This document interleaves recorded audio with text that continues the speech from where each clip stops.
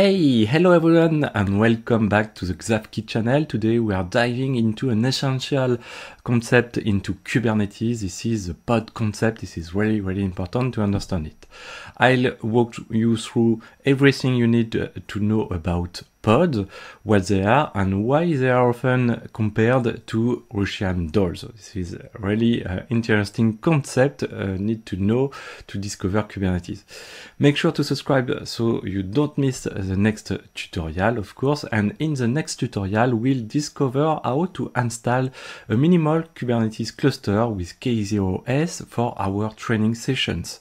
And I'll also show you how to use Vagrant, an HashiCorp tool, to build this cluster on virtual servers. This is a really interesting thing you need to do.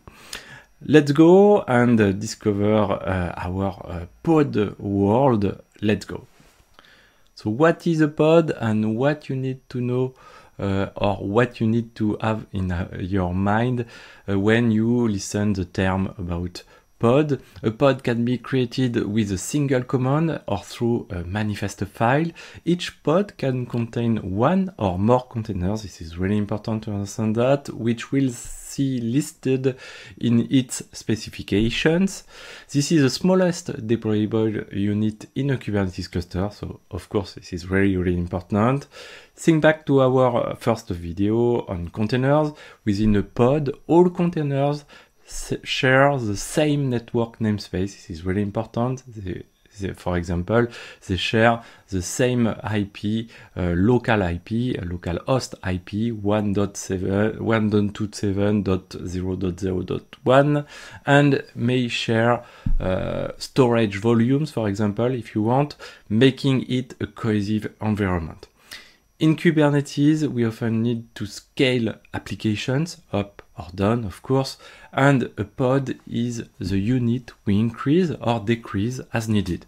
Kubernetes provides a solution to make it automatically named horizontal pod autoscaling or HPA. For example, to illustrate it, with a simple example, in this pod, we have two containers that share the same network namespace. Additionally, volumes can be mounted to one or both containers as needed. In this case, imagine the first container is running a simple Nginx, and we've mounted the varlog Nginx directory to gather access logs and error logs.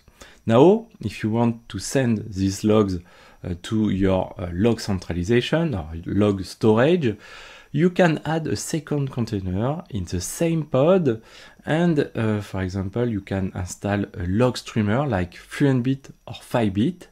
And by sharing the same volume, varlog Nginx, you can stream these logs, error log or access log, in real time to send them to your storage. So this is just an example. This setup is a highly efficient solution for log management. So to well understand what is a pod, we can have a look on the pod manifest. Spoiler, you never create a pod directly with this kind of object in production. You'll use other resources to do that, like deployment or stateful set to do that. At the top, the first line, you can see specify which API group we use for this object. We'll see it later, but this is for the reversibility to earn or to handle upgrades about the API version into the API server. And in the second part, we can see that we have the kind, and the kind, of course, is the pod. And don't forget the uppercase. This is really important. So if you don't do that, you have an error. Then the name of the pod. This is the metadata. This is the minimum metadata that we need to provide or to create a pod. And at the bottom, the pod specifications with the list of containers. This is a list, like you see. In this case, we have two containers with their details like images, port, and so on. But in fact, a pod is not handled directly. Usually, we create and configure pods with deployment and maybe stateful set and sometimes a daemon set. We'll see it later. And like we said in the previous video, deployment are managed by deployment controller into the controller manager. Remember the loop reconciliation, but in reality, this is not directly the deployment which creates a pod directly. That's the job about the job of a replica set, and of course, we have a replica set controller. So you can say, this is Verd, what is this Russian dolls, of course. And so now we can discover how to play with these Russian dolls. A request push a deployment through the API server like a client, for example the kubectl client. Then the deployment controller creates a replica set and push it through the API server. So now the replica set controller does the same thing and create a pod and push it also to the API server. Then we know that a pod is scheduled by the scheduler to know on which worker we can create it. And finally, the kubelet, so the Kubernetes agent, creates the pod on the node. That pod consists of one or many containers in some same namespaces, for example, network namespace. So now and logically, when we visualize the deployment manifest, we can see some references to what we saw before. The deployment part for the API version, the kind of resource, and the strategy is dedicated to the deployment specifications.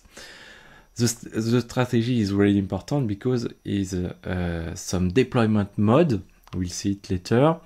Then the number of replicas and the selector, we'll see it later, is dedicated to the replica set, and a template part dedicated to the pod details.